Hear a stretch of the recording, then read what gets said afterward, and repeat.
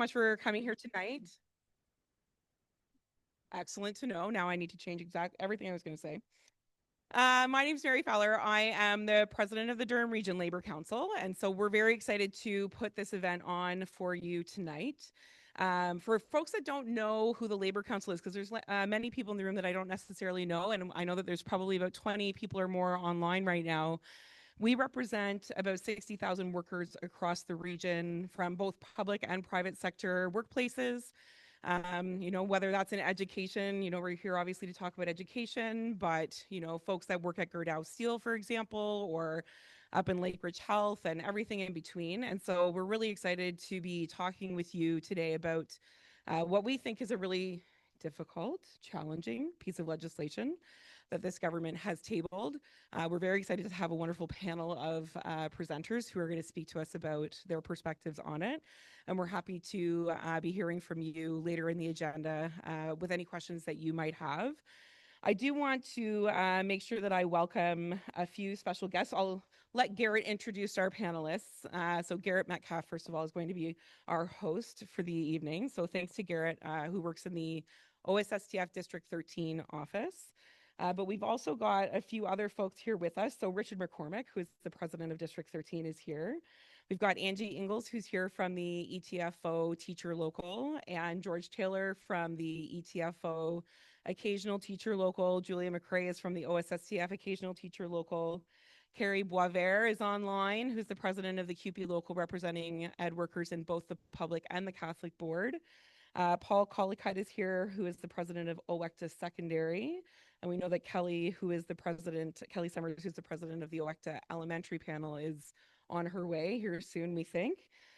So really happy that we've got such strong partners in the education unions here, but then obviously lots of folks who also just care about this as an issue broadly. So I do want to start the evening in a good way with land acknowledgement. So tonight's land acknowledgement gives thanks to the Mississauga or Michisagi Anishinaabeg, including the Mississaugas of Scugog Island First Nation, Curve Lake First Nation, Alderville First Nation, Hiawatha First Nation, and all other First Nations and Indigenous people who call the Durham region home. We acknowledge this land out of respect for the Indigenous nations who care for Turtle Island from before the arrival of settler peoples until this day. Most importantly, we remember the history of these lands has been tainted by poor treatment and a lack of friendship with the First Nations who call them home.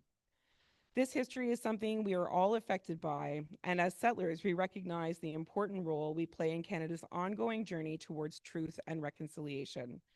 We all have a shared history to reflect on, and each of us is affected by this history in different ways. Our past defines our present, but if we move forward as friends and allies, then it does not have to define our future. And with that, I'm going to pass it over to Garrett. Thanks, Garrett. Thank you, Mary. Thank you for the introductions and to Labour Council for the invite to moderate tonight's evening's town hall. Our panelists tonight, online, Assistant Professor of Educational Leadership, Policy, Program Evaluation at the University of Ottawa, Dr. Sachin Maharaj. I think we saw a wave. With Durham District School Board Trustee, Tracy Brown, welcome. Member of Provincial Parliament for Oshawa, MPP, Jennifer French. And Member of Provincial Parliament for Ajax, MPP, Robert Surjanic. Yes, welcome them. Thank you. We are going to get started with an introduction, an opportunity for each of our panelists to offer greetings and opening remarks. You will have a total of 3 minutes each.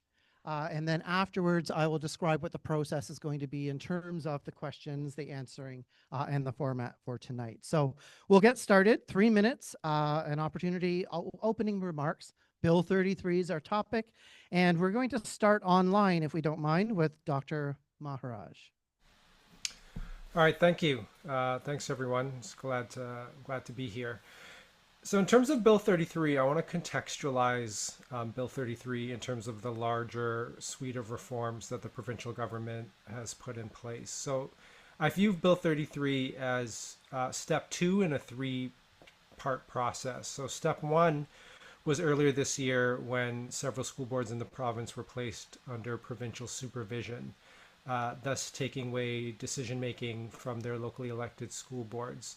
Now, Bill 33, what that does is circumscribe the powers and decision making of all school boards in Ontario so that more control is centralized in the hands of the education minister. But then that is not where this is ending. So step 3 is where the education minister has said that he's looking to eliminate elected school boards entirely. And so that would essentially take the situation that the school boards under supervision are in now and apply that across the entire province. And so this is part of a gradual move towards the elimination of local education democracy and elected school boards. So I think it's important to keep that in mind, that when talking about the specifics of Bill 33, a lot of this, if we keep going down this direction, will largely become inconsequential because there won't be any elected school boards left to have any decision-making authority in terms of the way schools are run in their districts. Thank you. And we will go to our panelists up front. So Trustee Brown, I think there's a mic up there that you're going to pass around amongst you, one mic. So Trustee Brown. Good evening, and thank you for the opportunity to be a part of this important discussion. My name is Tracy Brown, and I am honored to serve as an elected public school board trustee. I would like to begin by clarifying that I am speaking this evening in my personal capacity as a trustee and not on behalf of Durham District School Board. I ran for trustee because I believe deeply in the power of public education, which changes lives, and in the importance of local voices shaping the system. I've seen how community input, collaboration, and advocacy can directly improve outcomes for students and families. Trustees are the critical link between communities and classrooms. We listen, we advocate, and we hold the system accountable to the people it serves. That local connection ensures decisions reflect the real needs and values of students, families, and educators. As we reflect on Bill 33 and the province's direction, I approach this conversation from that perspective, one grounded in public service, democratic representation, and a commitment to student well-being.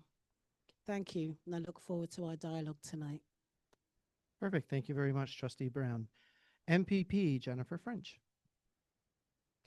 Thank you very much, and good evening, everyone. I am glad to be included in this conversation, but also I'm just really glad to see all of you folks, and I am grateful that we still have people willing to do the work and to fight. And I know there are a lot of people not in this room because they're already fighting a number of other issues and on a number of different fronts.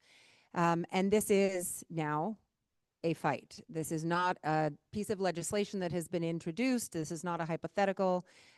This is moving with lightning speed. For those of you who aren't familiar, there is nothing about this bill that is about fixing our schools. It's not about putting more caring adults in classrooms. It isn't about making our students have what they need to succeed.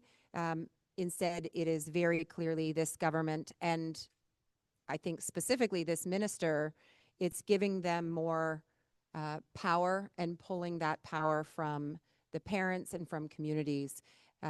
Folks want to have a say in their kids' education, but I don't have kids in the education system. I'm a member of the community, as most of us are, and we care about what happens in our local schools. And this bill and this initiative by the government is part of that broader, or that bigger fight against our public services and centralizing that power for the minister. We have lots of challenges in education. Many of you know them specifically, but when it comes to mental health challenges, larger class sizes, cuts to special education, all of that is because the government is not funding education appropriately. This bill has nothing to do with fixing things. You don't solve things by taking away the rights of parents and communities to have a say in their local schools. So I would say everyone has a stake in public education, whether they have children in the system or not. So that's why we're here today, and especially in a room filled with labor folks and neighbors, because it is going to be an all hands on deck and all of us involved in this. I'm thinking of the Greenbelt fight, to that pushback that was everybody involved made this particular government or this premier reverse course, and I'm hopeful. I don't know that I'm optimistic, but I will forever have hope that that we can accomplish something, not just in this room, but take that forward and put a stop to this nonsense, because this is about access to accountability and local democracy, and that is always worth the fight. Thank you. Perfect. Thank you. And last but certainly not least, MPP Sir Janik. Good evening, everyone. It's really great to be here in Oshawa, Durham Region. I'd like to thank the Labour Council and Education Unions Federations for helping to put this together tonight, because it's an important conversation that I think we all need to have about what is going to be the future of public education in our community and really in our province as well. And to me, it always goes back to local. Local matters in public education. Local communities, teachers, parents, students, student voice as well. We need to ensure that those voices are part of our education system at the local level.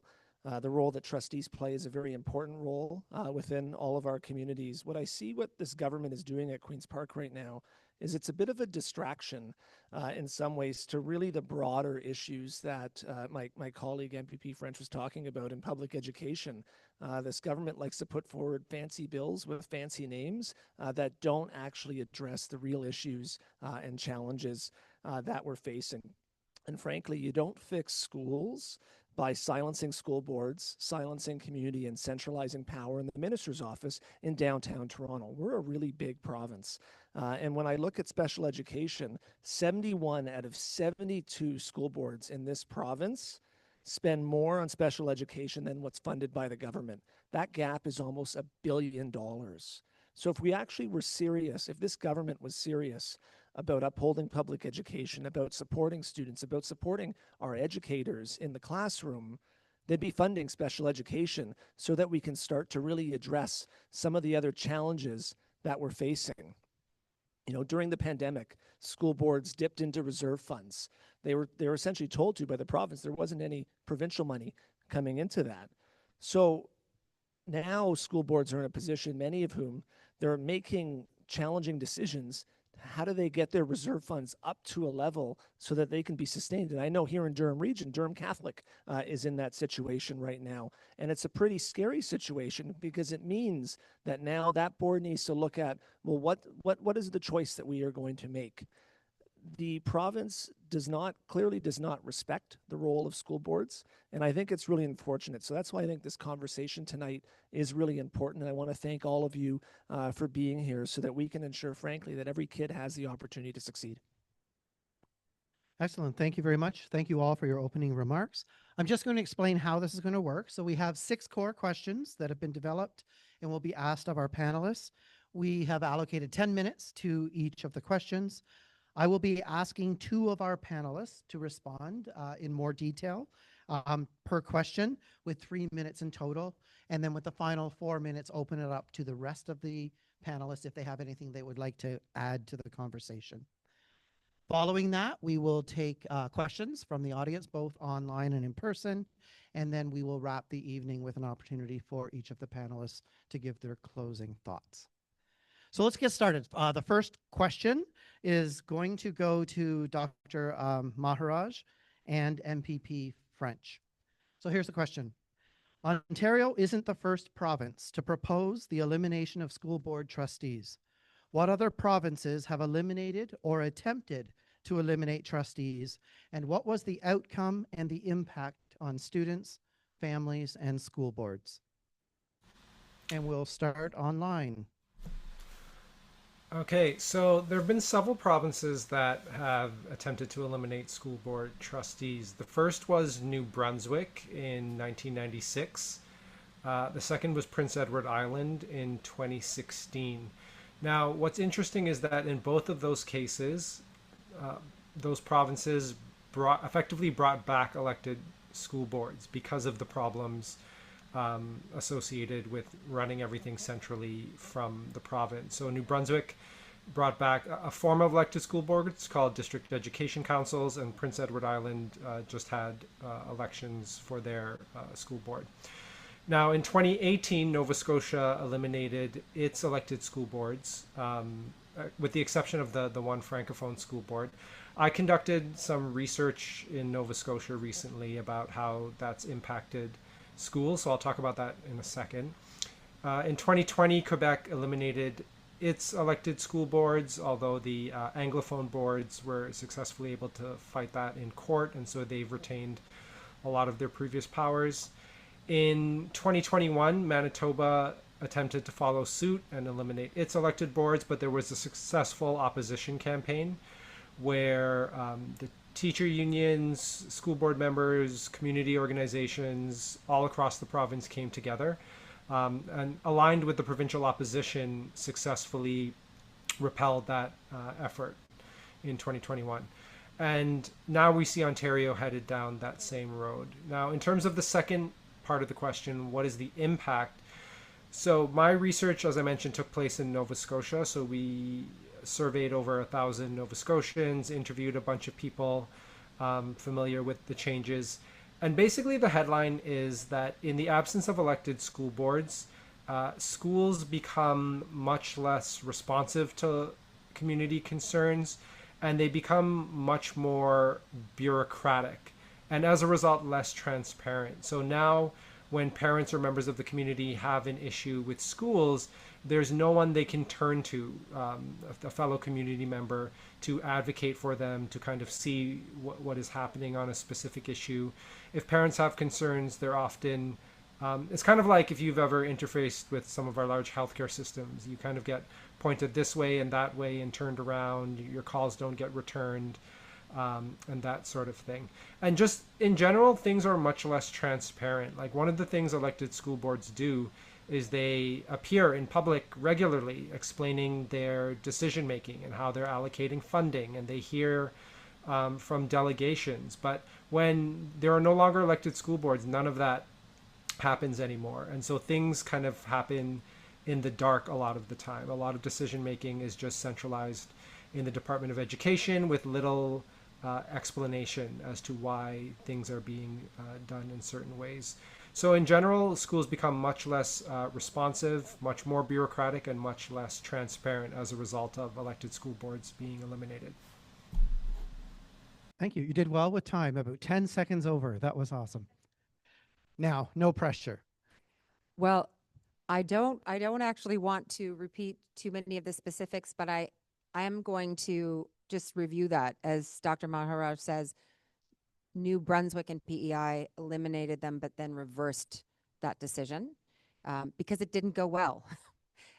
Nova Scotia and Quebec got rid of trustees, and now what we are seeing is that parents are very frustrated because, as expected, and as unfortunately as I think we can anticipate, they no longer have anyone to respond to their concerns and no one accountable to them as parents to make decisions. So I think your question was, what was the outcome and the impact on folks? Well, they're upset. They no longer have help with questions and concerns. They don't get answers. They don't get help. But worse, they don't have anyone to reach for. So I'm just going to veer off a little bit because as the member of provincial parliament at the provincial level, like, we're so lucky in Oshawa, and I'm sure Ajax, you've got folks, but in Oshawa and in Durham Region, we have engaged and active trustees that, to summarize, also don't have the same powers or same ability to solve the problems that maybe they used to, because it's so underfunded, because we're in such a mess, and that is by design.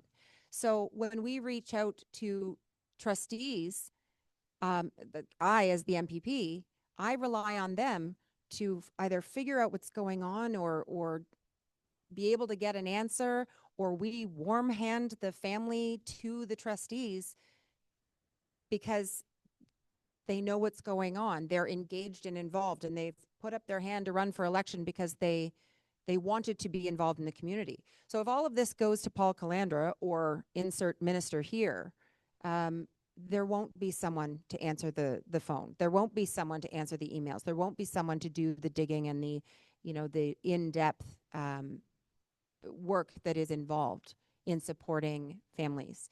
So I think what they have seen, you asked for what's happening in other provinces.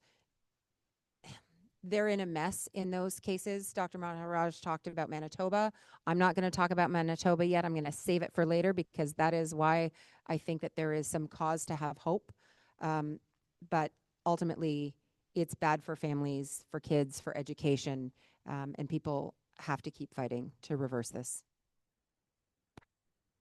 Thank you. I will open it up to anybody else of our panelists that if you'd like to add anything to the conversation. We have about 4 minutes left. I think I'll add two things. If we look at the boards that are currently taken over, and those happen for a variety of different reasons. Each situation does appear to be a little bit different. But what I would say is that families in particular are struggling to get answers from their school board. You know, you can contact the supervisor and, well, there's no response coming back. And that's concerning. And that could very well be what could happen if we do get rid of democratically elected school board trustees. You know, I can speak to in Ajax, we've got some fantastic trustees, one of whom is here tonight, Kelly Miller, and on both the English public and Catholic boards that are really that linkage and voice that helps solve problems. So I have one situation where a parent, the kids go to two different schools, was trying to get the kid at the other school, and some parents will try and get their kid at the other school. It's a French immersion school because they want their kids to be together in the same class. In this situation, they had a very, very valid and specific medical situation. And sometimes what I find, school board administrators get so locked in, and they're just like, no, we can't do it. No conversation. But this was a situation where it really required that that conversation and looking at how to fix it. So the trustee was able to get involved in that situation and fix what was a very challenging and difficult situation. So if you don't have that, I don't know how you're going to solve some of these things, quite frankly. I would like just to add to that. So the Toronto District School Board parents call us. That's what's happened. And we can't help the way that we would like to help, but we can at least steer them in the right direction of what hopefully they follow the same process as us. But right now they have no one. And I know this from other trustees who have given my name, my phone number, and say, well, Tracy can help you, you know, because they actually have no one. And this is Toronto, the whole place. Thank you very much. So we're going to move on to question 2. This next question will be directed to both MPP French and MPP Surjanic. Given that all school boards placed under supervision have now amended balanced budgets, what do you believe the province is really trying to accomplish with Bill 33? And what, if anything, in Bill 33 would directly improve the day-to-day experience of students and staff in our classrooms?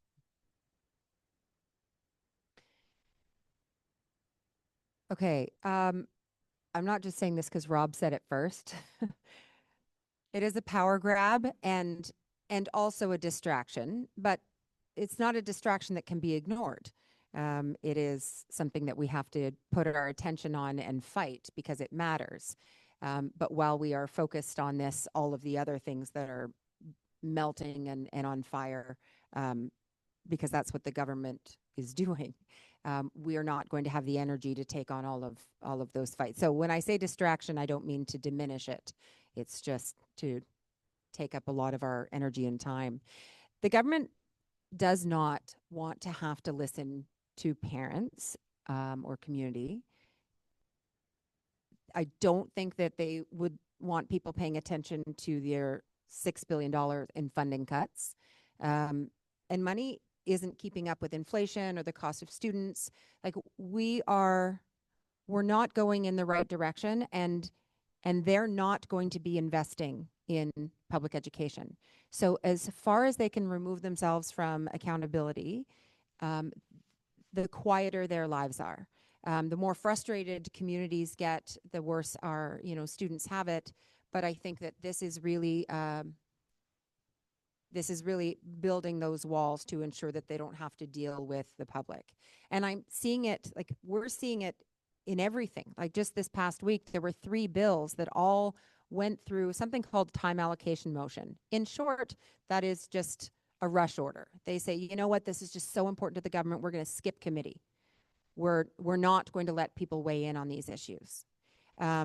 So speed cameras was one of them, ironically. They were in a hurry to get rid of speed cameras. But they didn't want to hear from safety experts. They didn't want to hear from community who are upset on that issue or any others. And so that's what we're seeing is they're skipping committee. I've never seen that in 11 years. Occasionally, but not like this. This is one more thing that they're removing themselves from accountability. I think it's important to answer the second part of that question. I think you asked how this will make things better. Can you say that How would again? it directly improve the day-to-day experience for students and staff? Yeah, nothing. No. This, I just want to make sure I didn't miss something. The supervisors who are in the few boards have said that they're coming for negotiated benefits. Like that's a piece of this. The Ottawa, the OCDSB supervisor has said it. Family leave and sick leave. That does not make anything better. And I'll say that, and Rob, you can speak for yourself, but the Ontario NDP will work in solidarity with Labour partners and education sector workers. We have a heck of a fight ahead of us, but we have to protect the rights of workers always, and also this is a fight to protect bargaining rights. So all of this is interconnected, and no good shall come of this, unless you're Paul Calandra and your big thing is power. But thank you. Perfect. Thank you.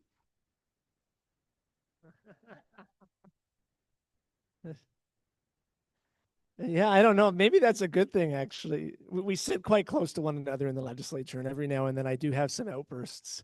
And she jumps when I have these outbursts because just some of the stuff that I hear, frankly, coming from this government is it's like it's shocking, and I can't help myself sometimes in the legislature. So when you hear a member from Ajax, come to order, it's me, saying something or chirping or whatever it might be.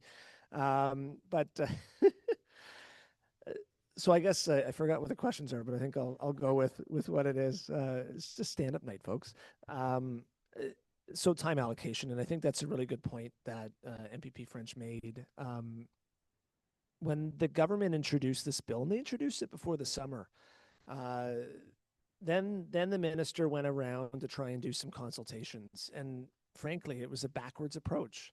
If you're going to introduce a bill, you should really talk to education partners first. And that means unions, that means families, that means advocates, that means everybody, whether you want to hear their opinion or not. So they introduced it, then they did some consultations.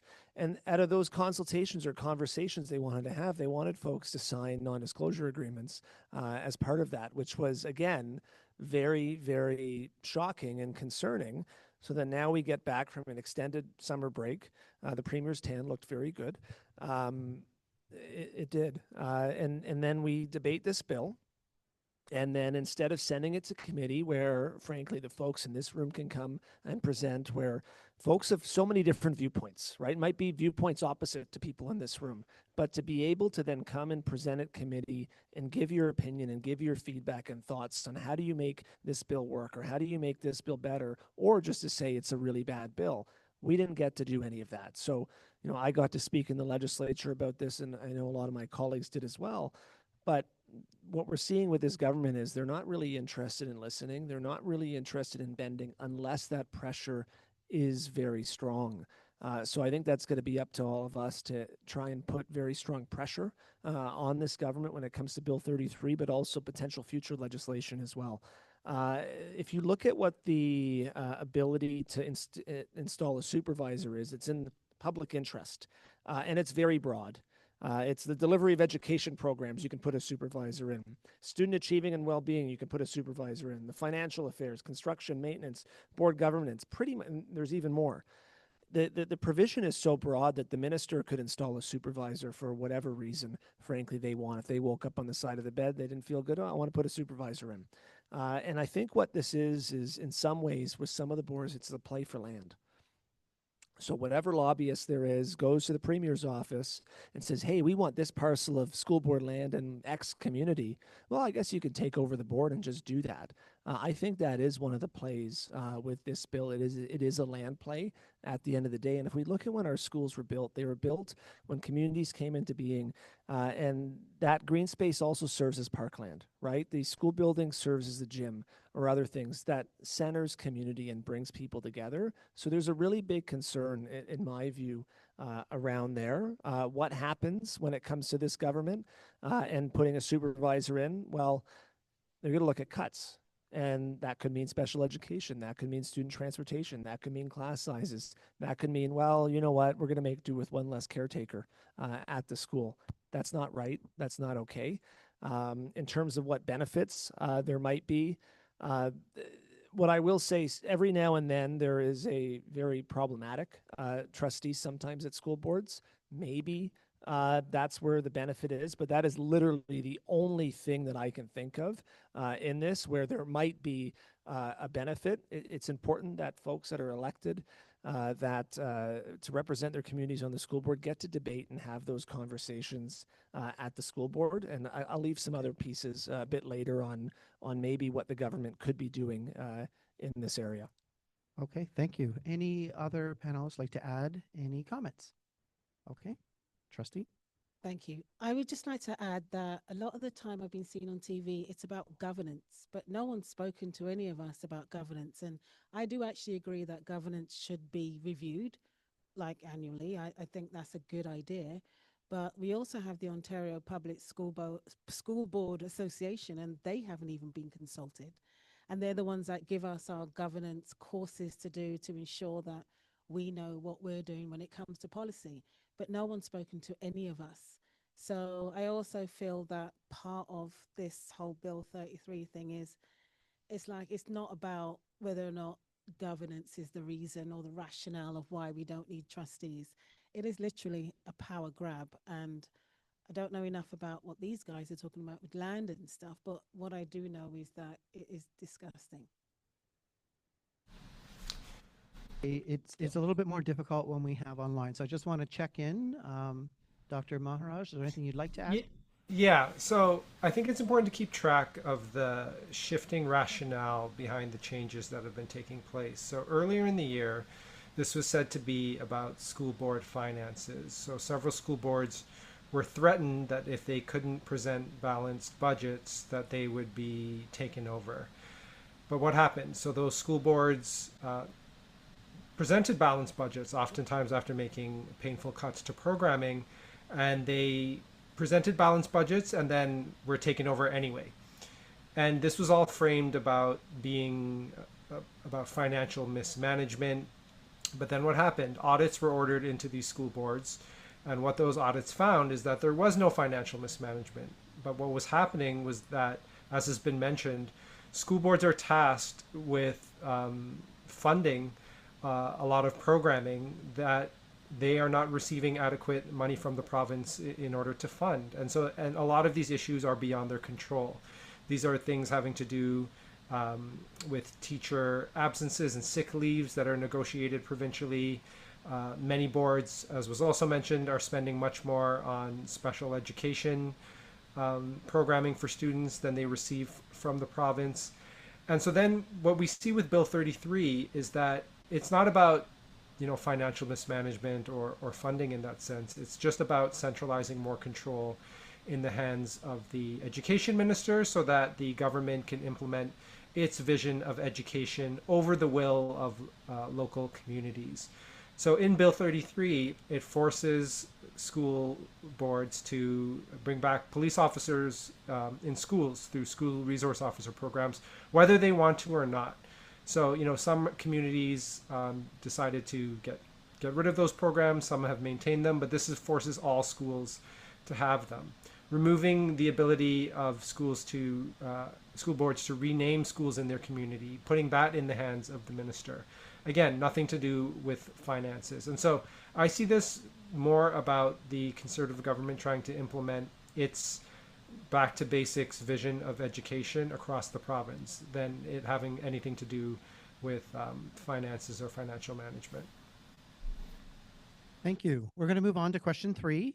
The third question of the evening will be directed to both Trustee Brown and MPP Surjanic. Reports from school boards currently under supervision indicate that appointed supervisors are not responding to the concerns and requests for assistance from students, family, caregivers, and community members. The role of an MPP carries its own responsibilities, demands, and commitments, often requiring them to be away from their local communities. According to the Ontario Autism Coalition's 24-25 survey, more than 102,000 students with exceptionalities relied on their trustees for support. Please explain the role of trustees, what would happen if trustees were eliminated, and who would have the capacity to advocate for students, families, and communities in their absence. Thank you for the question. I think some of it has already been touched on, and I will answer the last one first. It's no one. No one will be there to advocate, and that's it. We're seeing it. We know that's what happens. I could go on and on about what could or where else you could go, but there'd be no one. And I think it's hard enough as a parent, because I was one of those parents. I found out about trustees and was like, oh, that's what they do. And then once I realized what a trustee did, I was like, oh, that makes sense. That's my bridge. I couldn't find who to talk to at the school board. I wanted a question answer. I wanted someone to be accountable for my question and come back with a really good answer, hopefully the answer that I want, but a really good answer. So I understand it from a parent perspective, absolutely. Sorry, I got really sidetracked with that no one thing. Could you repeat the first? Sorry. I certainly can. Please explain the role of trustees and what would happen if they were eliminated.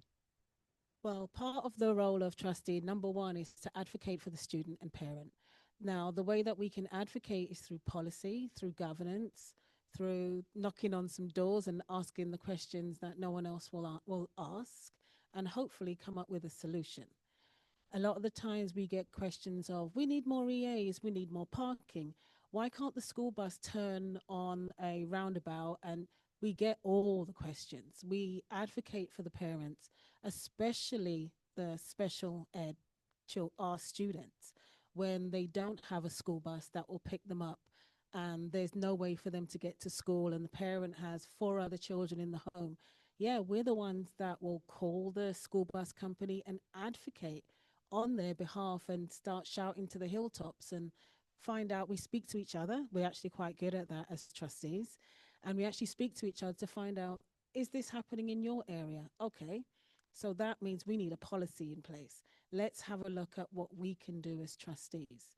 So I understand that my role is governance, and that's what we're being told, but it's a lot more than that. It's more personal because we care about our communities. We especially care about our students. Yes, we need more money. I think that's something that we've been saying from the beginning.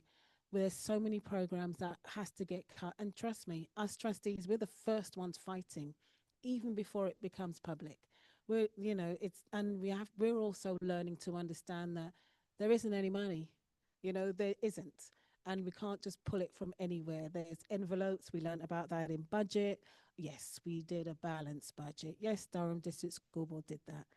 But the role of a trustee at the moment, I thought it was one thing and I was really, really wrong. It's a lot more.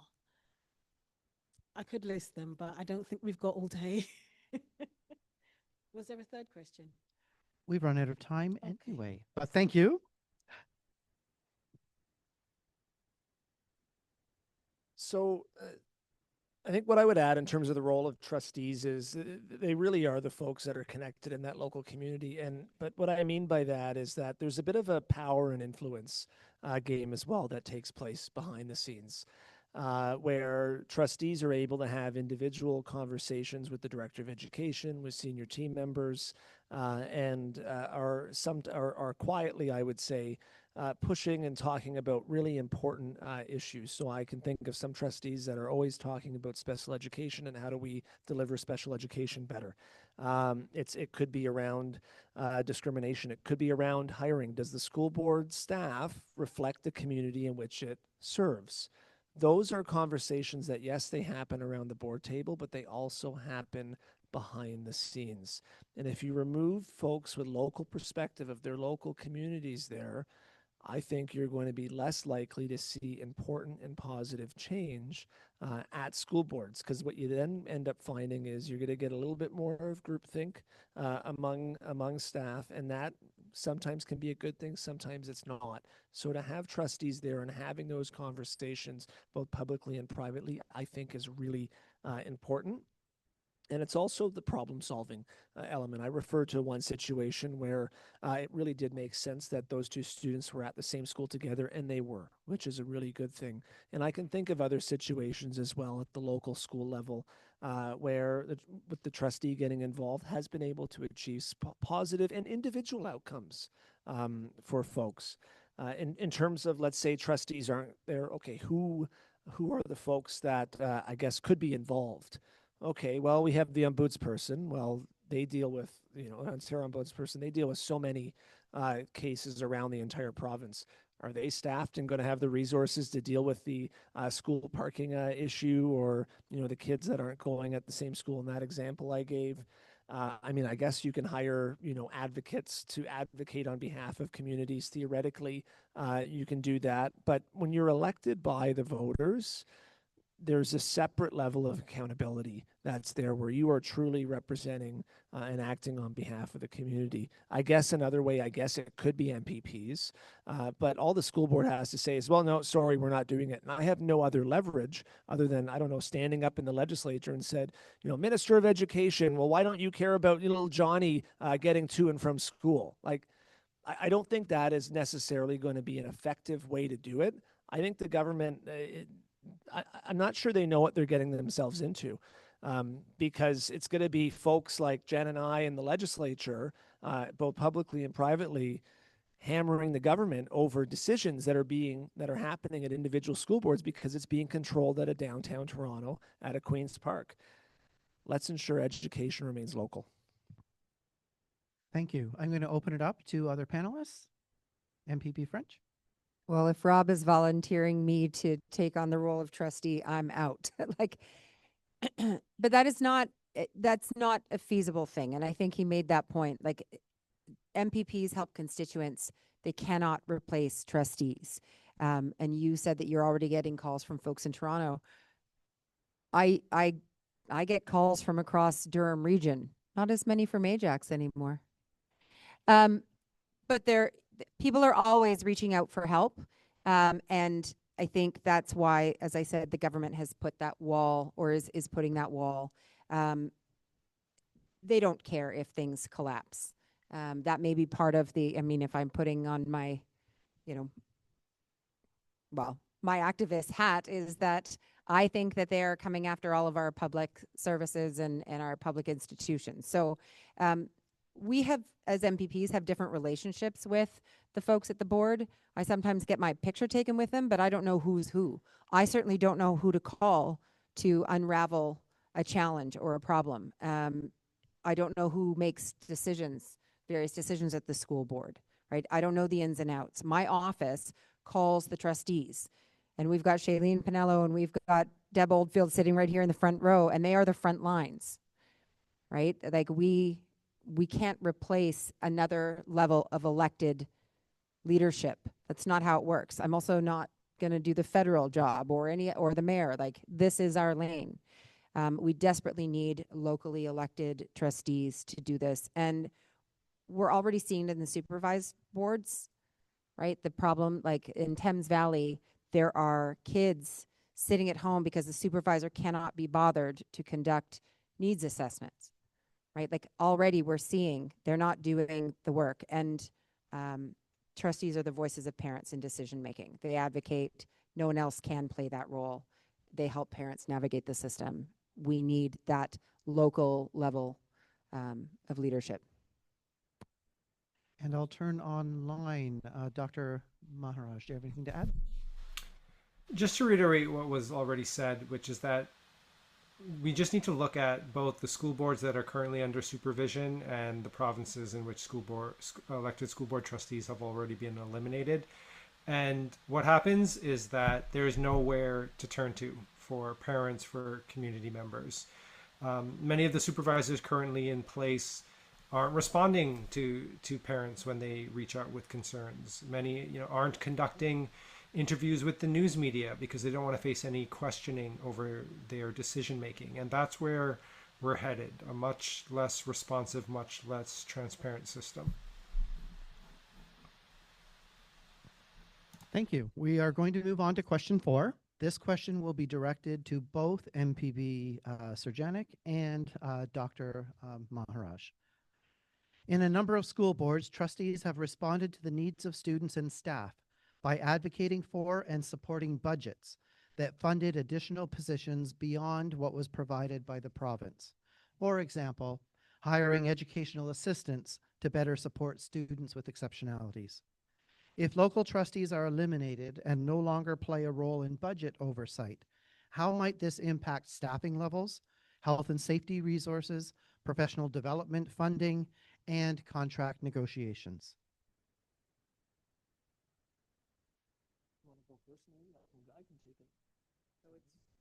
Oh, I can. This one is Surjanic and Dr. Maharaj. So there's a lot of pieces here. I mean, the budgets when they're delivered, right? They're staff prepared and then and delivered to the board, and there are situations in many boards where trustees have successfully advocated to increase staffing, and a lot of those conversations as well happen behind the scenes. So what could happen? Well, could see larger class sizes, could have less EAs in that class. When we need more EAs in the classroom and need to frankly pay our EAs better and with a lot more benefits, could end up having less, which again means kids that need that support aren't going to get the support in the classroom. Professional development funding. I mean, I think I want our educators to be fully aware of AI and technology and tools so that they can better serve students. Well, if you don't have professional development funding, well, good luck. And again, these are some of the things that end up getting cut first.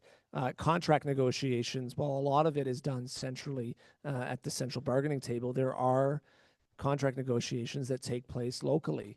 So, to hear that, hard-won provisions that have been secured over many years of advocacy and a lot of collaborative work, I would add. I've done some consulting work with school boards as well. And my experience has been always in good school boards, both the union and management are able to have productive conversations and work towards solutions. Now, when you're doing contract negotiation, of course, there's that not adversarial element, I would say, but there's an element. I mean, sometimes it's adversarial. It depends on, it depends on what's going on. No, but to be able to bargain collectively and come to an agreement in good faith, I think is really important. And I think in my view, it is one of our principles of our system. So to have that a way where you're going to have it, again, controlled down at Queen's Park, I don't think is a very good thing. Local matters. Folks should be able to do this stuff locally. We'll go online. Dr. Yeah, so as I mentioned earlier, when investigations were done into several school boards, what was being found is that they were spending much more money on things like students with special education needs than they receive from the province. And so in a world where there are no longer trustees to advocate for that increased spending, you're just going to have less spending on programming. I think, there's every so often there's this notion, particularly among conservative politicians, that there's all this like waste taking place in the public sector, but then when you actually go in and investigate, that's not the case. It's just, you know, adequately funding things like schools costs a lot of money. The only coherent educational philosophy that this government has communicated, say over the past several election cycles, is this kind of back to basics vision of education. And we could spend a lot less money on education if we just provided the basics. The question is that what we want, or do we want more than that?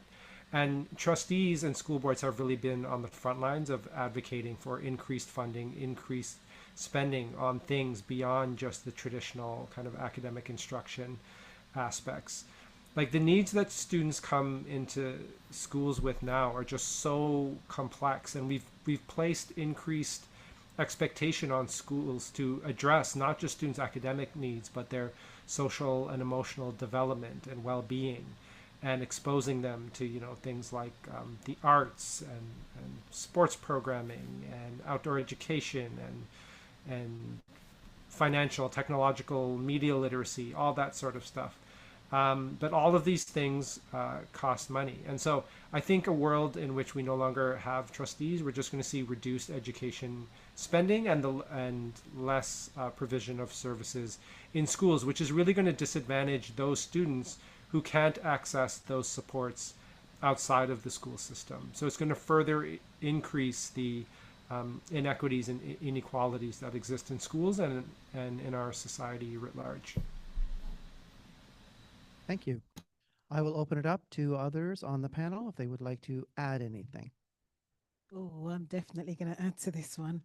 So if we're talking about the budgets, I remember when we first became trustees, we didn't really know much about how that budget really works. But once we did find out, we've been advocating, we listened to the community. And my concern is that if the government centralizes this, then our budget will not be for Durham. It will be based off of maybe another community or something else, or whatever benchmark they want to use. And I think what wasn't mentioned here a lot was that there's a lot of money that's been gone into mental health, because that's something that got recognized, especially during and after COVID. And one of the things that I remember as a trustee is that we all felt the same. I think that was probably the first time we all actually agreed around the table that, yeah, there's not enough money for this. Where can we pull it? And yes, we asked all the questions that nobody else will ask. And I learned about envelopes and didn't understand. So why can't we just take that from there and put that here? No, you're not allowed. They have different envelopes for different things. But we're all on the same page because we are the community. So my main concern is that if you're going to centralize trustees or our role, what does that really look like for Durham? Because I can't speak for any other area. I live in Whitby. And MPP French? The thing about a specific example in Toronto, so the board's under supervision. In Toronto, the trustees had voted against increasing class sizes for kids with special needs. And the absolute first thing the supervisor did is come in and increase those class sizes, right? And in TDSB and OCDSB, at the end of September, like there was end of September chaos because the supervisors reorged and caused total disruption for a lot of lives and a lot of kids. That does not sound like something that we will be looking forward to, right? But we can actually point to recent examples. And I will say that trustees know what is needed. That doesn't mean that they can get the money to where it needs to go. It is a huge challenge, but they work really, really hard to direct resources where they need to go. Remember, all of this within the world where education is so underfunded. So we have to keep this level. We have to keep trustees who advocate to government. And because they advocate to government and they come to lobby day and they advocate, that's another reason that I think the government wants to get rid of them. Thank you. We will now move on to our fifth question of the evening, and it will be directed to both Dr. Maharaj and Trustee Brown.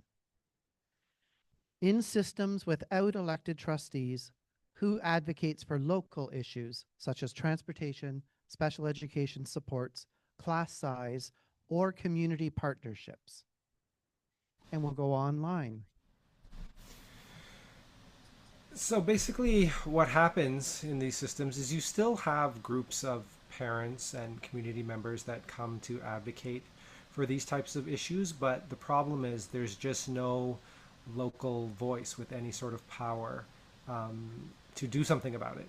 Now, people could go to their MPPs in the Ontario context, but as was mentioned by the two MPPs on the panel, the actual leverage or power they have to address any of these issues would be limited in such a system at best. And so that is what's really lost, and which is why in New Brunswick and Prince Edward Island, they realized that this was a mistake that they then had to reverse.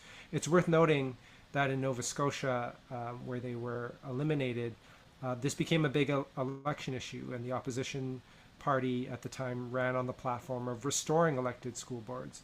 Now, they were then subsequently elected into government and haven't restored them yet, for reasons we could get into. When a political party is in power, many times they like not having to deal with opposition to their education policies. But that being said, there's almost no community in Canada, or including in the US, where they've gotten rid of their elected school boards, where those communities are happy or felt that the schools were actually better as a result.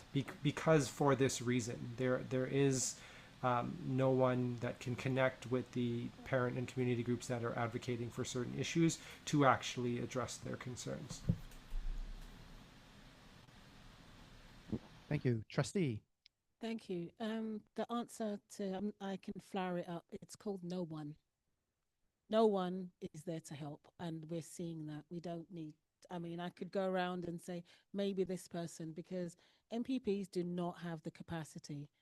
They don't. We get hundreds of emails and calls. They do not have the capacity to now add on to the school board. Or, I don't know, Rob mentioned it earlier that sometimes they don't answer him. So we have to come through a trustee, but the answer is no one. And I'm wondering what the government, I know they're putting supervisors in place, and I think there was a thing about the pay. I think that came into $350,000. But trust me, being a trustee, you cannot, trustees don't get paid not even a fraction of that. It barely covers the Rogers bill. So it's not, you don't do this to be paid. You do this because you really want to do something for your community. This is almost volunteer work. So if people think that it's about pay, sadly, no, mistaken. Don't get paid that much. Thank you. I will open it up if anybody else has anything they'd like to add. I guess the only situation where I can envision something is in theoretically, if there was a minority parliament and then two parties with the balance of power, you can kind of do, but that's just, we shouldn't be planning on that, right? It's just not feasible. So if we look at the system in which how it's structured right now, it really does make sense that you've got local trustees there. I think we've seen this playbook a little bit before, where a provincial government creates a crisis through underfunding and then tries to take drastic action. And that's what my concern is there. So door knocking in the summer, I had one resident that spoke to me about his two kids and that he's thinking about wanting to put his kids in private school. And he's thinking about wanting to put his kids in private school because there's other kids in the class, because the support isn't there, that now their kids aren't getting what they need in the classroom. So his solution is private school. And this is not somebody that has a lot of money. That's not a wealthy individual. I fear the direction in which this government is thinking or going. And we've seen some white papers or columns that have been put out around this. Education, in my view, works best when it's publicly funded, when it's available to all, and when every school is a good school, where every kid gets the support that they need. And frankly, we respect our education workers. You know, this is a government at Queen's Park that took education workers to court and lost, but it took a lot of time. So we're seeing folks in the profession that are saying, well, I'm done. Screw this. I don't want to deal with this anymore. And almost, and I mean, my family are educators, and they've spoken about this, and it's concerning that this is where folks' thoughts are going. Where, you know, people said, you know what, I want to retire and I want to do something else, as opposed to maybe give a few more years. Like, that makes me sad, that this is the situation that we're in, because we have a provincial government that frankly doesn't care about the important work that educators do in the classroom, that don't really care if that kid's going to get the support that they need. So I think we've all got to fight back, and we've all got to do what we can. But it is concerning. Thank you. I love how this is the question with a one-word answer of no one, and all of us are like jumping on. So no one. Yeah, but you know what? It's the other thing is, in the weeds of this bill, and I know that this isn't necessarily about in the weeds, but we can't take them to court. We can't hold them accountable, right? So the problem is, we will be advocating, and people can advocate until they're blue in the face.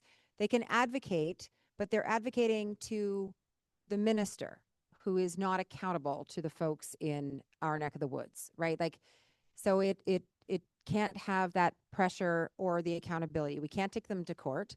I beg your pardon. We can take them to court, but with the permission of the minister. And why would he give permission to let us sue him, basically, right? Like, you can't sue the government, and nobody needs things to get so bad that our only recourse is to sue. But that's where we're headed. In Ottawa, they shamed their supervisor into listening to them. That was successful, but that can't be the plan. So the short answer is, you are on your own, or rather, we're in it together. Thank you. Our final question for the evening will be directed to both Dr. Maharaj and MPP French. How can parents, students, and the community push back? And have there been any other provinces that have been successful in preventing the elimination of trustees? Dr. Maharaj?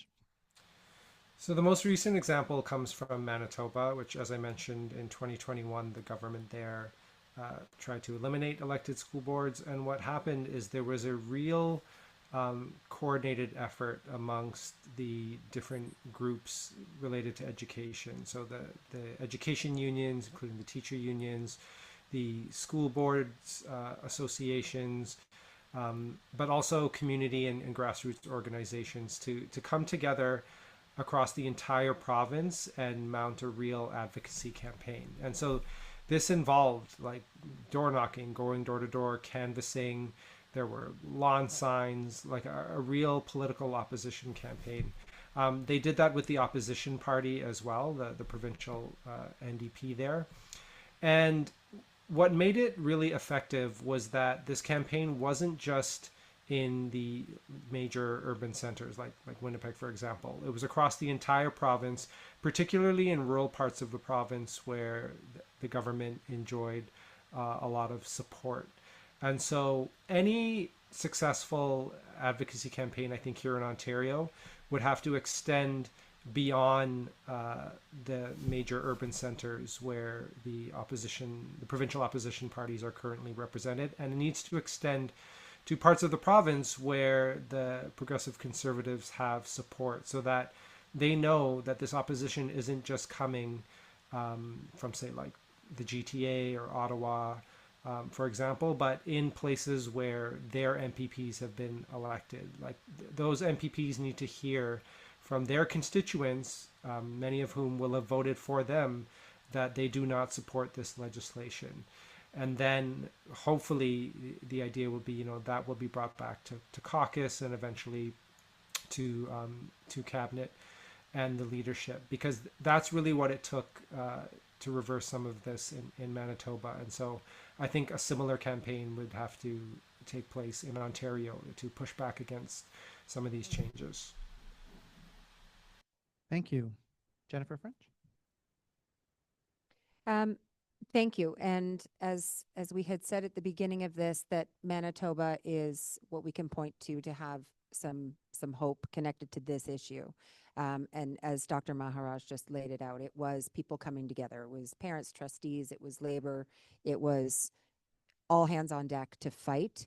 And I think I'm looking around this room and I know that I don't have to explain the power of solidarity, but it is going to be about the power of being strategic in that solidarity, because if it's at every drop off and pick up at school that we're talking to people, meeting people where they are, because folks don't know that this is going to affect their lives until it affects their lives. It's the same thing with people aren't going to fight for public health care until they go to the hospital and they realize that it has changed since the last time they went, or a loved one can't get the services in the community or at school, and then it becomes real.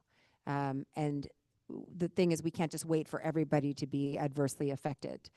It is education, but it's that engagement. And I think, actually, Dr. Maharaj, I appreciate what you were saying about the conservative communities, because it is really easy to talk to someone who agrees with you, or who already understands this the way that we do. I would say that our Venn diagram is, with conservatives, or it's not even that clear delineation of party. Everybody wants their children to do well in this world, and most people want other people's children to do well in this world. But I do think that we have to make it relatable, and I think that conservative or New Democrat or liberal or libertarian, or I don't know, pick something, green, right, is that people want, when they encounter a problem for themselves or for their family, for their loved one, that they can solve it. And this is going to mean that people can't. So I do think that we have to come together. I mean, I think of Bill 28 and the attack on constitutional rights of education workers. Wow, was that a fight? Holy jumping, was that a good fight? And a successful, invigorating one. And the government backed off. The Greenbelt worked. That was a whole whack of, not to say that all conservative people of a certain demographic are bird watchers, but I met a lot of people with those intersections, and they were so mad about the Greenbelt. So this is where we do have to connect with folks, maybe outside of our circles, and engage them and share what works with each other, because people want children to do well. They want to be able to get answers to things. They want accountability.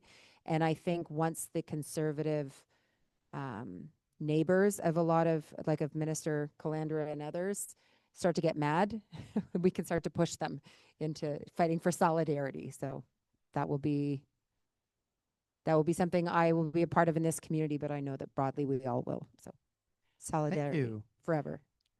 Anyone else like to add to the conversation? Absolutely. Trustee? Yes, please. Thank you. So I'm also looking at this from, like, I'm not even bringing politics into this, but most people are human beings and have children or no children, or know a student or advocate for a student. So that's what's in my head. But what's also in my head is that, as you can hear by the accent, I'm from London. We protest everything. Like, I am shocked that we haven't all mobilized as a whole, like all of Ontario, because we all have a child, we have neighbors, we have grandchildren. Well, I do, but I just don't, and I'm probably not supposed to say any of this, but for me, I kind of feel that the louder the voice, the better, and the more that we lobby our MPs, our MPPs, and say that we're mad, like, don't we do that here? I'm just asking, because I know we do, and I'm just surprised that I am very surprised that it hasn't happened already. I like to make signs, so if anybody wants to give me a sign, and I will put it up. So yeah, I'll probably get in trouble for that one.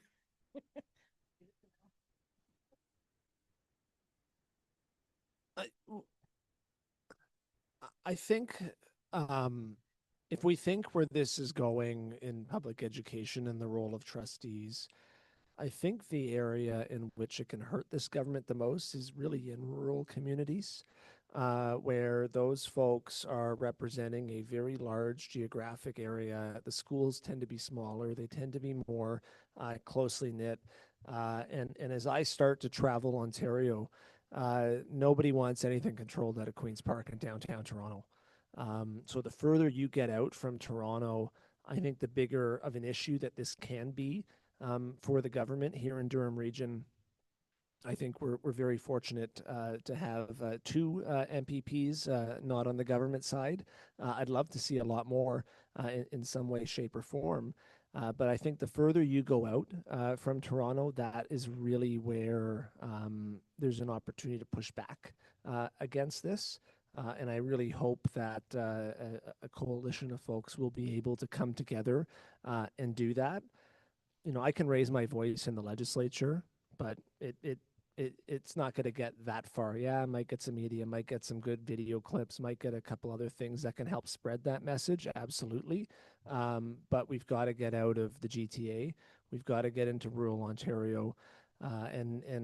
This government does know, I think, the impacts and the pressure that can be put on, because there was a big concern around school closures, for example, many moons ago in rural Ontario, and this government put a moratorium on that. And I just find it ironic that they did that. And in Toronto, there was a democratically elected school board trustee. The board actually passed a resolution asking the province to get rid of that moratorium for them in Toronto so that they can take their own affairs in their own hands. And Queen's Park then said no, and then after said, oh, we're going to put a supervisor in place. I do find that I think you'll find most folks that are school board trustees want to improve their community, want to sometimes make these hard decisions, or how do you limit it? Because the risk is if you got a supervisor in place, it's going to be a lot worse. And I think that's where we're going now. And I think it's going to be up to all of us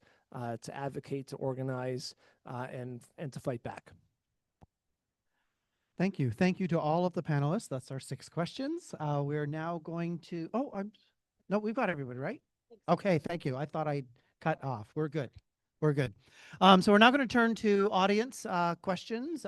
So folks in the space as well as online, and I'll get Chris to help with the online. Online folks, maybe if you have a question, you want to put your hand up, and then we'll unmute. But we'll start with in the space. If we're able, I'm going to ask if you can come up and use the mic, because that's how the owl will pick up. Otherwise, I can repeat the question.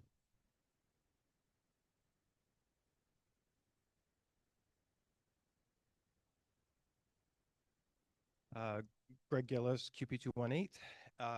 It's my understanding that with Bill 33, there is going to be an opportunity for the government to ignore anything that's in collective agreements and possibly ignore what's in the labor laws.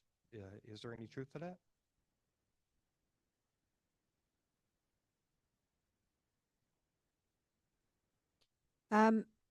If I'm being honest, I don't, the in the weeds specifics, I'm going to defer to someone else to get technical with that. But I know that if we don't have OBSPA, which is, the voice of the trustees, and if they don't exist anymore, if that's where we're headed, then the bargaining is going to happen where? With just the minister? I think the threat, I'd ask someone else to kind of interpret what that will look like. I don't know that there's language in there that addresses collective bargaining directly, but someone else want to correct me? You've got the bill printed. Oh my God, go. That's always the goal, though, is to centralize power. So I would say interpret it like that, but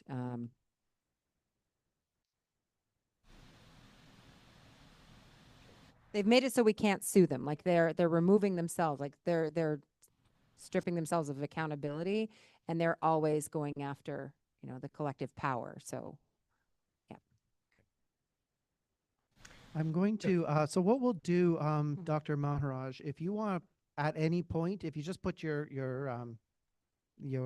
hand up, then I'll know that you would like to speak to the question as well. Sure. So actually, can I jump into that question? Absolutely.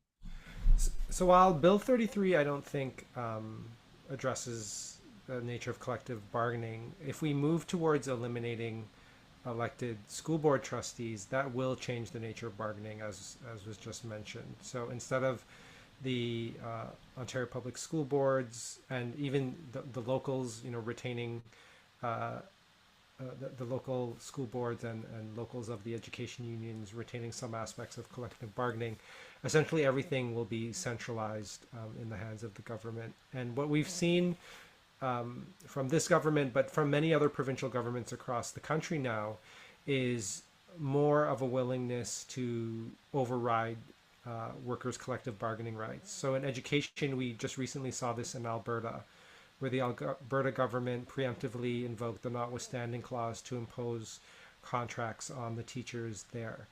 I mean, we've had adversarial collective bargaining in Ontario, strikes, all sorts of stuff, but no government thought it to go to that degree. But now that's becoming much more and more common. And so as things get centralized more in the hands of the provincial government, it'll change the nature of collective bargaining and open up more avenues for the use of things like the notwithstanding clause to just erode workers' collective bargaining rights and impose contracts on workers. Thank you. We're going to go online to Jessica. I think your mic is on.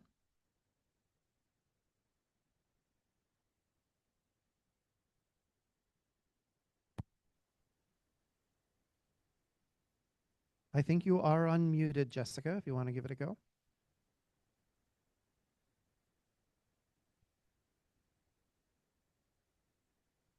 Okay, we will come back. And so we've got a question in the room from the floor. Okay, this is something that you have addressed in roundabout ways. I will say for the people in the room, I'm here representing Northumberland Labour Council and the Kawartha Pine Ridge ATVO local. So I live in a conservative riding, a very conservative riding. I have already reached out to my MPP. I kind of have a open dialogue screen with him. And what I see when every bill that this government puts forward now indemnifies them from being able to be responsible legally in any way, shape, or form. Every bill that has come forward describes how the ultimate power of decision making will rest with them and them alone. The lack of democracy in rushing all these bills through with the time allocation motions. We have an authoritarian government right now.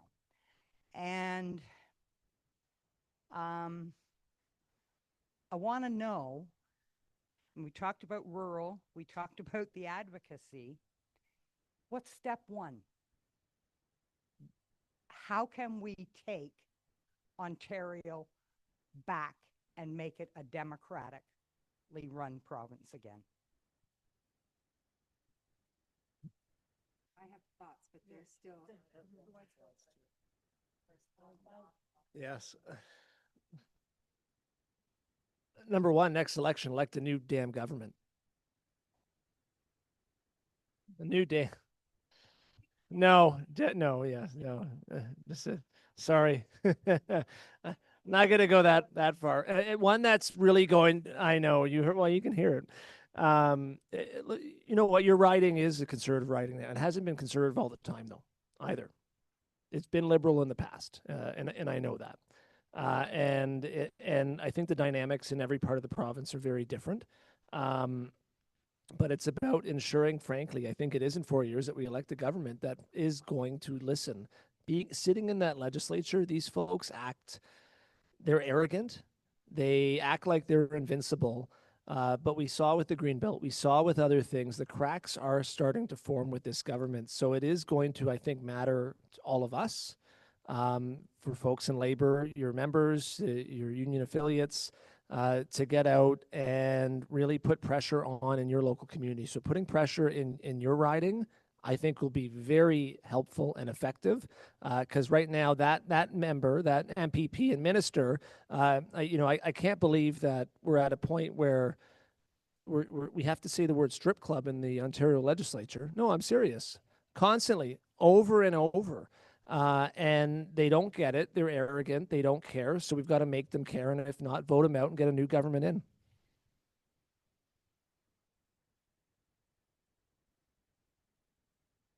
You didn't want to weigh in? Okay.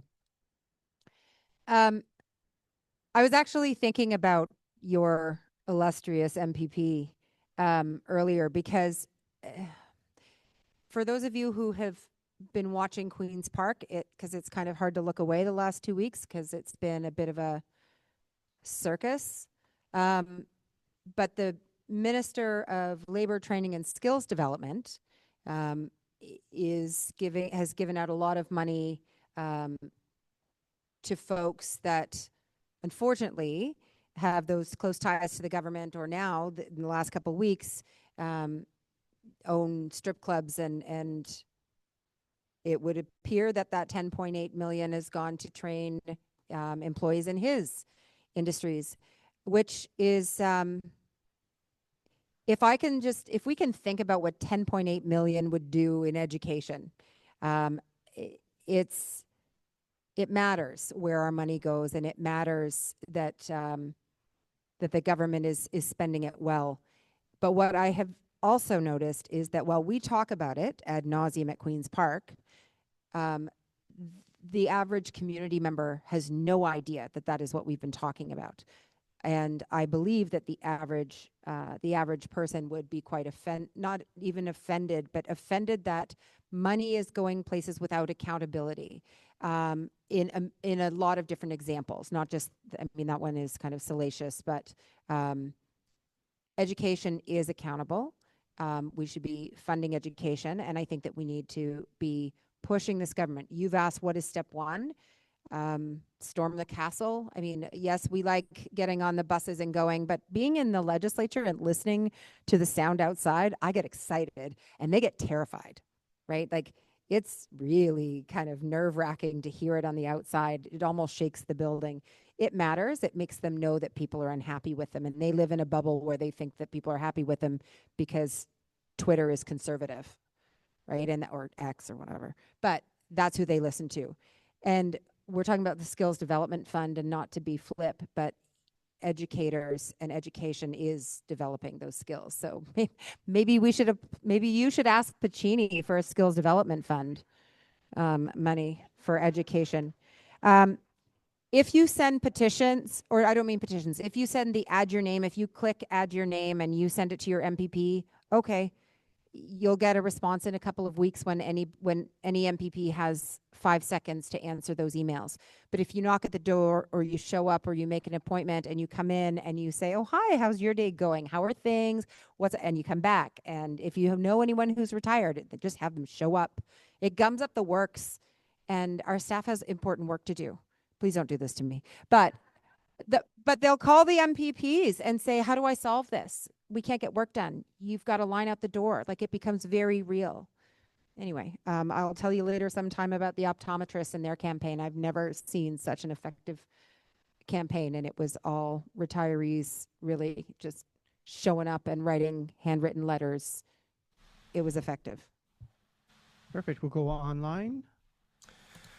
So we've seen these issues both in Ontario and in other provinces. So I mentioned the other provinces that eliminated or attempted to eliminate elected school boards, and these became election issues in which governments were voted out of office. So this happened in Nova Scotia, this happened in Manitoba, but even here in Ontario. So, I was just giving a talk last week about labor issues in Ontario, and I went back into the archives into the almost 30 years ago now, in the mid 90s, when the Harris government was in office, and did a similar thing: centralized control over education in the hands of the provincial government, cut education funding dramatically, and you had labor community organizations come together, protest. There was a widespread school strike there. And if you look in some of the issues, they're very much the same. There was one sign that a teacher was holding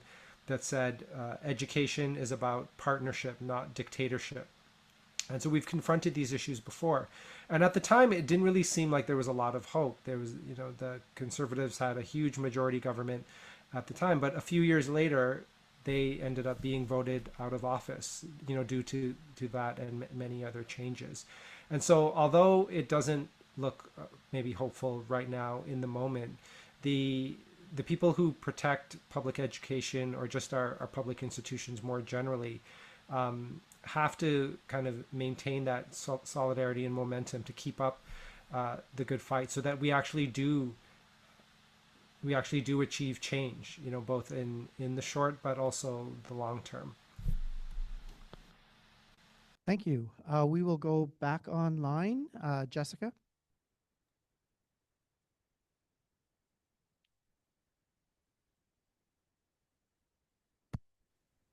Okay. Sure.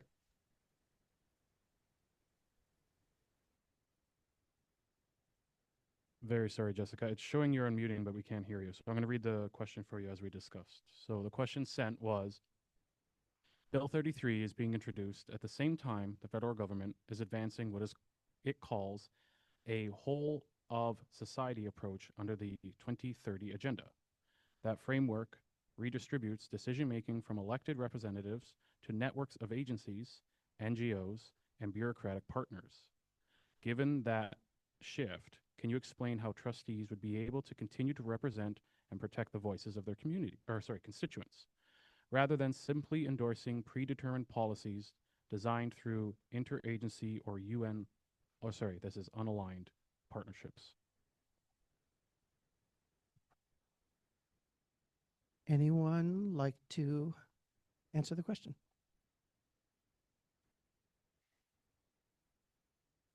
I mean, I think the beauty about how democracy works, and how I think the public and all of us should approach it is you elect a government, you elect people locally, and if you don't like what you do, you vote them out, you vote new people in.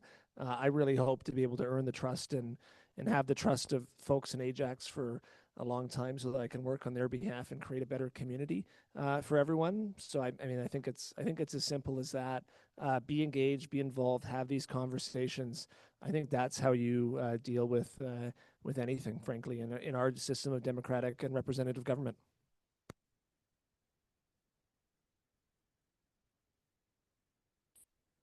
So I appreciate that we're connecting all sorts of pieces, because things don't happen in isolation, and there is a move, I think, to pull the power from the people when we look the world over. And so I think, redistributing power from electeds to, I think the question was about like staff or bureaucracy.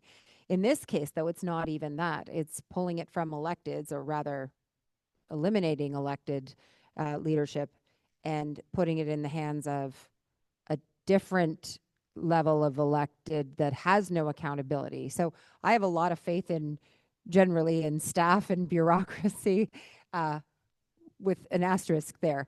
But I don't have faith in a minister of this particular government who is pulling all of the power and hiding any of the decision making or any of the pathways to accountability. There aren't any.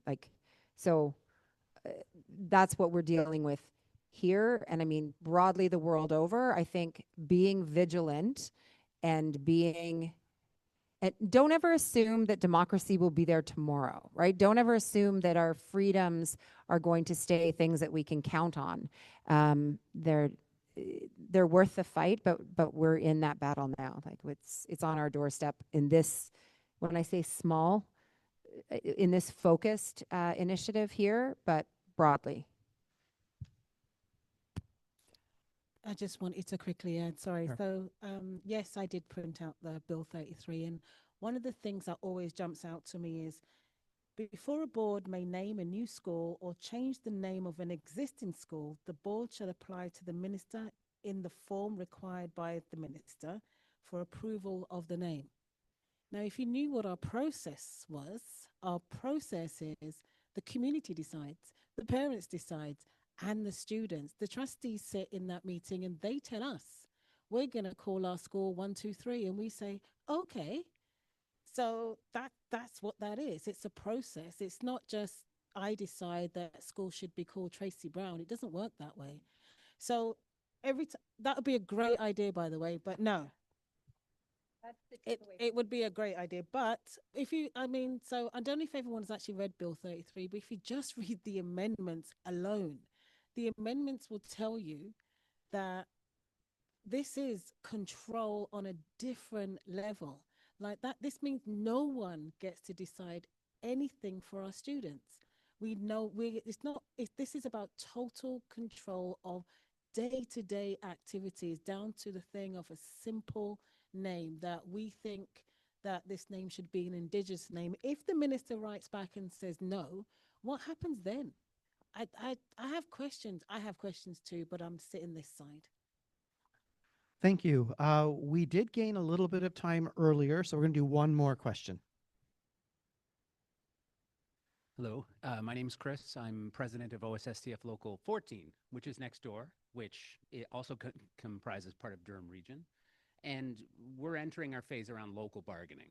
And there was already a passing reference to the potential interference on this. And I guess what I wanted to bring forward as a question is what is the potential to use the Collective Bargaining Act that created these two separate tables as a leverage point to push back on Bill 33? Specifically, Bill 33 doesn't amend that act as much as I thought it would. I really thought it would dive in deep. And there are provisions in there that say things like the Crown is barred from participating in local bargaining, period, full stop. How is a appointed supervisor not a member of the Crown? Like, how is that not a thing? So I actually strongly feel, as much as we do need to center community, as much as we do need to center the students and like all that bargaining for the common good stuff, as somebody who has to be a bargainer, I really do feel as if Bill 33 greatly interferes with what is a law that they themselves wrote and amended, and they haven't really thought about how all these pieces fit together, to nobody's shock. So really, I really feel as if, and again, I say this with respect to the trustee that's in the room, and I did invite a few of the trustees from KPR to come along with me. Unfortunately, I do not see any of them here with me, is that there is a great fear of reprisal. But what do we have to lose at this point from standing up and actually saying something? And I have been, I say respectfully, disappointed at the lack of pushback from the trustees locally, outside of the one or two that I know are strongly involved in OBSPA. But if we're not pushing back and saying the local bargaining process is going to be interfered with, that this passes through, I think it's a great missed opportunity. So what potential do you see to leverage the local bargaining table as an opportunity to push back on Bill 33? Thank you. And if we can limit our responses a couple of minutes, but anybody like to give it a go?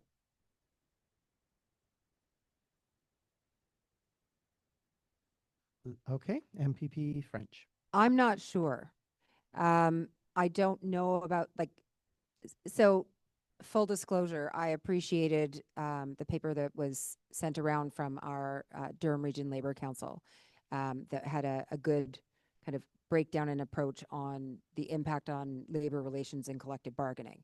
And that was clear, and I was able to take that and use it in my speech. I gave full credit. But I don't know the potential to use it, and I don't know that stuff, and I'm not going to pretend to.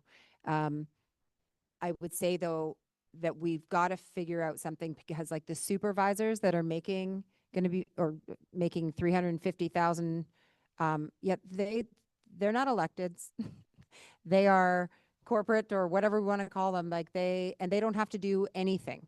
That's not going to be the system that works. You know, what trustees are expected to do is not just what we understand, and not even just what we've been told today, but like the sheer number of minutes or hours of different meetings that they're expected to be at in person and that are in camera, or like there are so many having to do with expulsions or audits or, you know, suspension, all sorts of different things.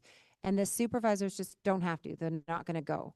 So what it says in the acts, what it says in legislation, I'm going to tell you, and it's not super relevant.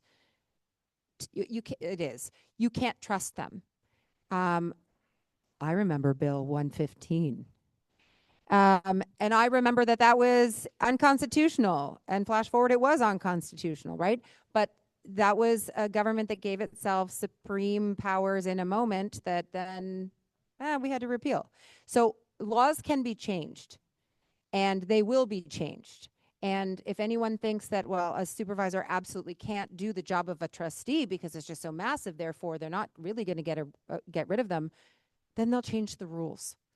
So I just think we can't trust even what's written in another law, because once they trip over that there's something in the way, they will remove the something in the way. Thank you. As we come to the closing, I'll just say one no, thing, absolutely. and I think, well, I mean, I can't. I mean, look at what was I doing then? I wasn't in the legislature. I wasn't 12, but although it could have been a long time ago. So one, this is a government that doesn't really think very much, because if they did, they'd avoid some of these issues. So they're tripping over themselves, and I think they're going to be creating future issues that I think it's up to folks in this room and us in our communities to then be able to take advantage of and fight back. Because you need a bit of a spark sometimes in order to get people engaged and motivated and out there. And I think this government will likely give us a couple sparks in which we can do that kind of work. Well, you have the mic. Oh, did you want to add as well? No. Okay. We're going to wrap up. So I'm going to offer an opportunity for all of the panelists for any concluding kind of comments or statements. A couple of minutes, 2 to 3 minutes is fine. And we're going to start with MPP Surjanic. Okay, I'll just pick it up from there. Thank you all for being here today. Thank you all online. It's a really important conversation. It's one that I really wanted to be a part of, so I'm really glad that I'm here today. I think it took about 25 minutes from Ajax to Oshawa, so we got some other challenges around transportation in the province, but that's a different issue. And I think the role that organized labor plays is a really important role as part of this conversation. You know, you're at the bargaining table, but you're representing your members and you're working on behalf of your members to advocate for, frankly, the folks that they're serving, which are the kids in the classroom. So when I hear, you know, this government, they like to say, oh, we're standing up for the educators and we're standing up for the kids. They're really not, because they're cutting special education, because they're threatening bargaining rights. They're threatening the very existence of collective agreements in some ways. And I think that's really concerning. I really do hope that in 4 years, or probably less now, or I guess if they go 5, who knows, that we'll be able to have a new government at Queen's Park that will work side by side with workers, that will work with labor, and that will really imagine and hopefully reimagine what I think public education can be in order to benefit students, to ensure that every kid has the opportunity to succeed. Part of the reason why I ran for provincial office is when I was growing up, my mom was a single mom. We didn't have a lot of money, but I went to a really great public school. I went to a really great high school, and I had a lot of opportunities that I think some other kids didn't have. Every kid should have the same opportunities that I had, and that's something that I'm committed to working with all of you in this room, those watching at home, every single day to ensure that we can get there. And I think part of that as well means supporting our support staff. A decade ago, I was involved in, I guess, trustee politics, and working with one of the unions that was representing support staff and listening to the stories. And when I worked for the public school board here, I was on the senior team, again, hearing the stories and the impact and the positive impact that they can make in the classroom, but they need, frankly, a lot more support and a lot more wage increases and benefits because they're educators as well. And that's something that I'm very personally committed to standing up for and fighting for throughout however long I have the privilege of being in elected office. Thank you. MPP French. Thank you very much. And thank you to the Durham Region Labour Council, to the organizers of tonight's events. We could have another event after this, though. And to all of the folks in the room and on Zoom, I know that this isn't a one and done. We're going to be moving forward with this momentum, but also connecting it to all of the other initiatives that we are so busy with. Because this matters. I want to acknowledge the trustees who are here tonight, but who are doing the heavy lifting across our communities. This isn't just about saving their jobs. No, I know you didn't say that. Nobody thinks that. Paul Calandra is making this about individuals and telling, stories about them. And I say that because I want you to be able to push back when folks repeat the government lines and say, well, yeah, but this one time my trustee couldn't solve this problem. I want you to tell the story of underfunding and about the fact that they could even access a trustee in their community because there was a level of local leadership. And that is what we have to fight tooth and nail to keep. When Paul Calandra talks about how they are spending so much on education, record amounts, yeah, and it's not keeping up and it's not enough and it is a cut. Significant cuts mean a reduced experience for students, for education workers, for everybody connected to education. And this fight is about access to accountability and local democracy. But for the average person, this is about the education that their child can achieve and can reach for in their schools. So when I'm talking about democracy, some people are like, yeah, whatever. I've got bills to pay and I just want my kids to be able to go to school and have what they need. But that is what this fight is about. We have to be able to push for funding, not only to hang on to the last bits of what we have. The very real challenges that young people are facing right now are consequences of this government's refusal to invest in our systems. Full stop. And if we're going back in time, I put my hand up as a grade 7 and 8 teacher and came from the classroom into this role and will fight till the end for strong public education, because public education is a great equalizer. And when we have kids who can't access it because it isn't funded, we have a problem. When we have educators who are not safe in the classroom and education workers who are dealing with violence and mental health challenges that they can't reach for the supports, people cannot contribute the way that they want to, and that is not what we as Ontarians deserve. We deserve strong public education, public sector, public services, and that's what we have to demand and fight for. So I've said most of it, but I am in this fight absolutely with you. I'm not fighting with you, but I am fighting alongside you. Let me word that differently. But this is a fight for labor, for neighbors, for all of us, because it is what we want our society to look like, is so that everyone has opportunity and fairness. So, solidarity. Thank you. Trustee Brown. Thank you. And for me, I know we've got this lovely leaflet here, but this is why I'm here. I don't want to be silenced. You know, the reason for becoming a trustee is because as a parent, I was silenced because I didn't have the information. And to know that something like this is going to silence our community and silence, I'm using that word because that's what's happening. They're going to silence us to the point where we don't even, it's bad enough that lots of parents don't actually still know where to get information from. But now you're silencing that. That means no one's ever going to know. And I don't know if everyone's happy about that. And I'm also worried because with centralization, the same things happen in the procurement. Lots of things are being centralized right now. And it's like, no, I don't feel like everyone's aware of what actually is going on. But we won't know until we're silenced. That's when we'll realize. And I hope that it doesn't take that for that to happen, for us then to take a stand. Thank you, Trustee Brown. And final thoughts, Dr. Maharaj?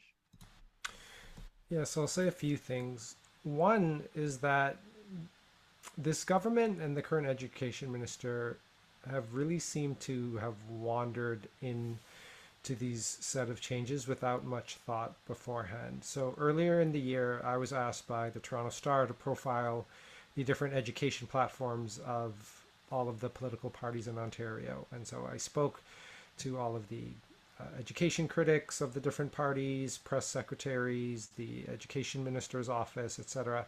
And when it came to the progressive conservatives, this was not on the radar at all. This was not something they campaigned on. This was not part of their platform. And so there is no real mandate to implement such drastic changes in the education system. This really seems to be particular to this education minister with a kind of particular axe to grind and a conception of, I think, his own role in the political and education system.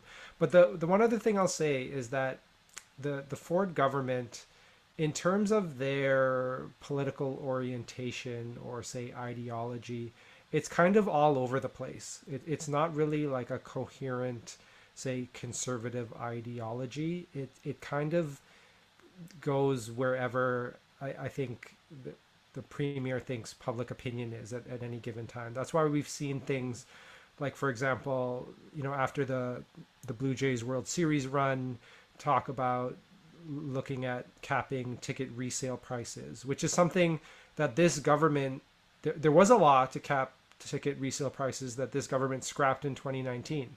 But now, because World Series tickets were thousands of dollars, they've thought about musing about reintroducing that. Or the changes around speed cameras. Like, there's this idea that the premier looks at public opinion polls, and if something is unpopular, they'll just try to do that thing. But that's all to say that I think there is an opening that if this issue can be made unpopular, there is some avenue to kind of roll back some of these changes.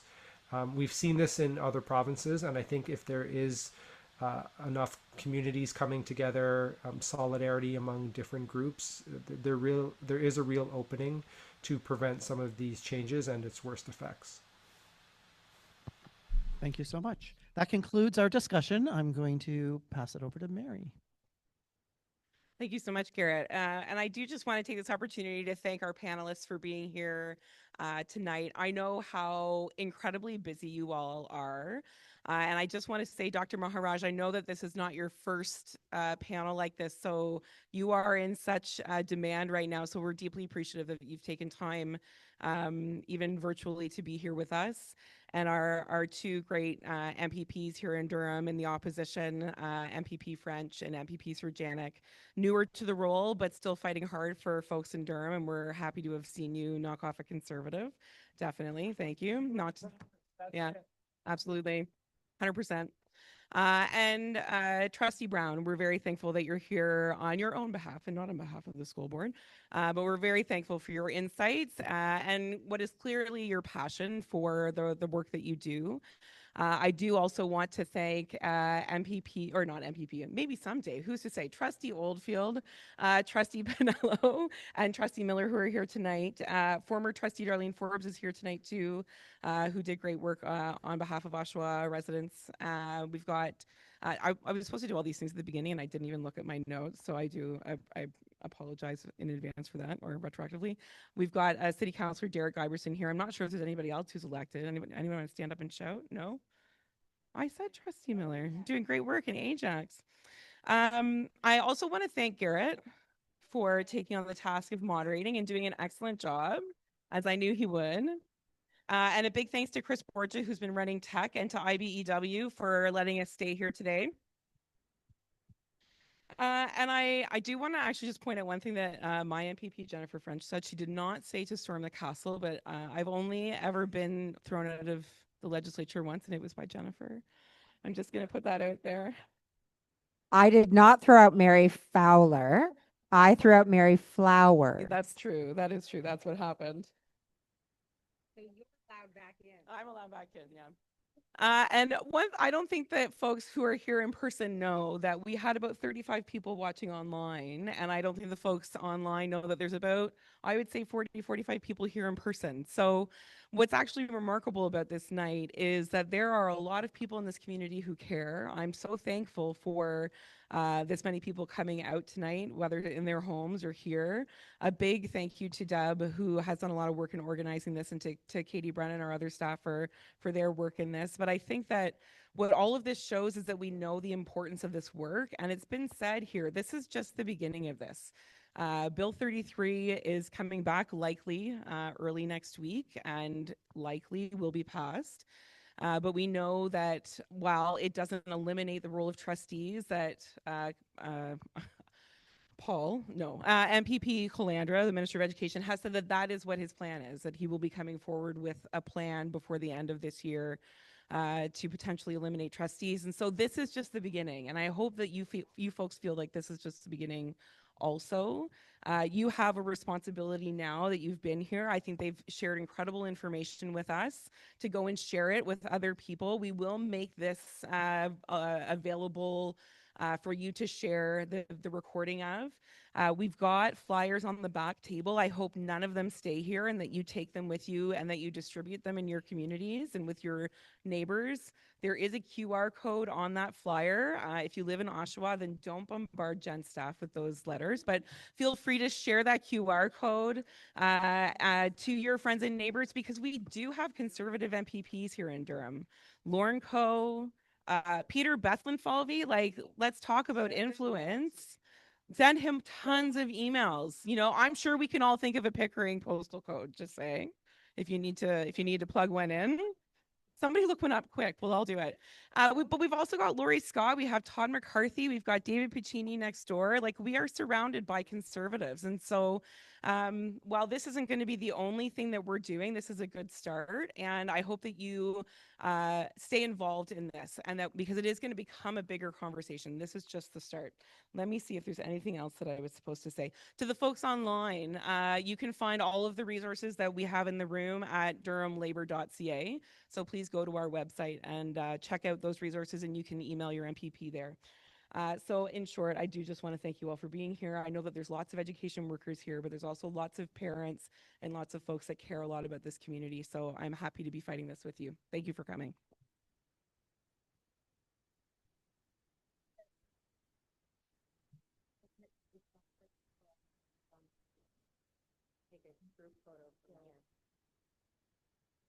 Dr. Maharaj, if you stay on the screen, we could get a picture of the 4 panelists, if you can hear us. Oh, that would sure. be great.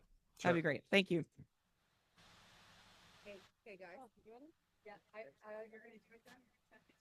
No, I'm going to give it to you. I just knew earlier that I was like, hey, I could take a selfie, but it'd be really awkward. But if you guys actually get up.